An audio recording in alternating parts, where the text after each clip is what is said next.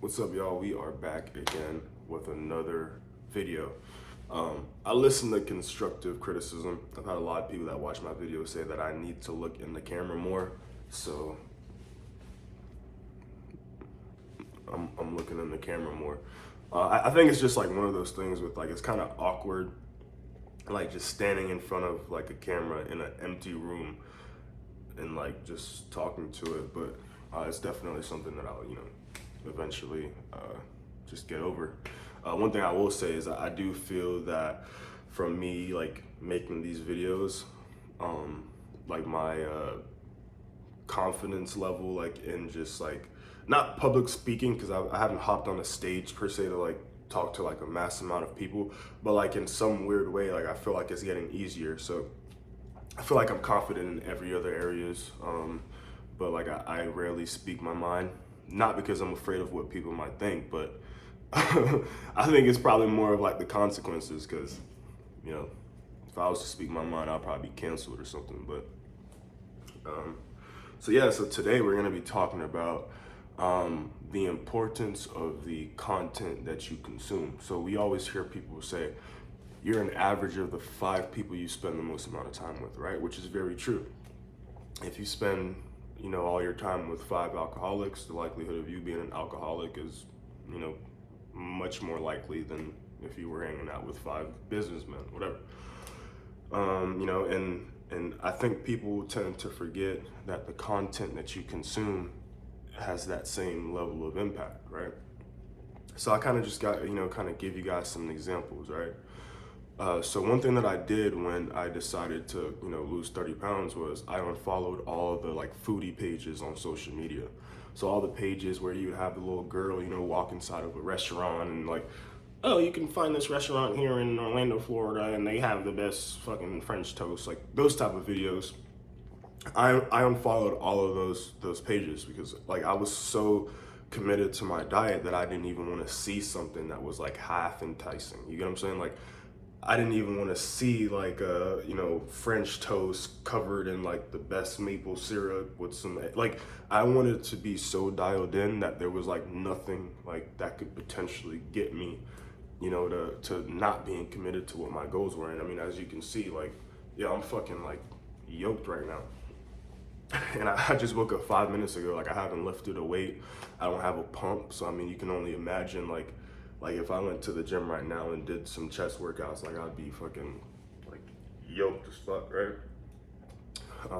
But yeah, so the content that you consume is just as important as the people you spend the most amount of time with. Because one thing that I've learned, I kind of did like a small little experiment in a way. I switched phones with my cousin and another friend. And what I've noticed from like the content that is being produced on their social media accounts is like their phone knows them so well that they don't have to do anything. Like I can take my friend's phone and look through his content and be like, yep, that's him. I know this is the type of shit he likes. But then you also might run into some things that you're like, oh, I didn't know that he was into that type of shit, But that's the thing with like the algorithm, it gets to learn you.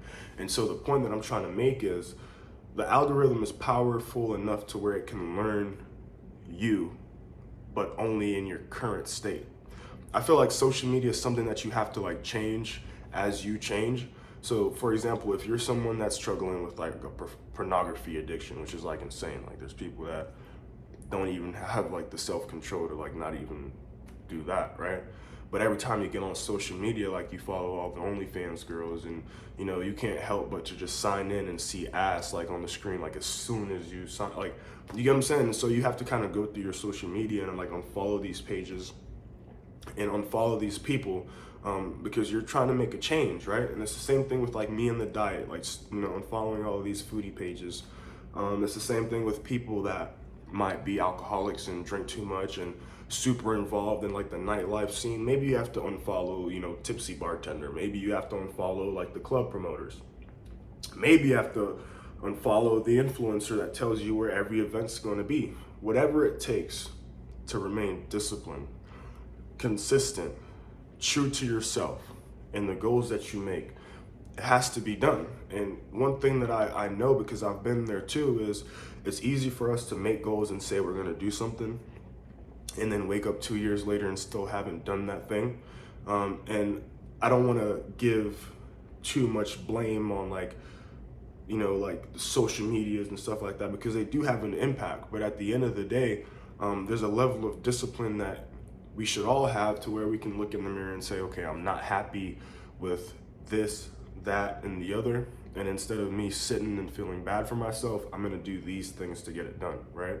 And so I just felt like it's just as important, the 5 people you spend the most amount of time with, and the content that you consume.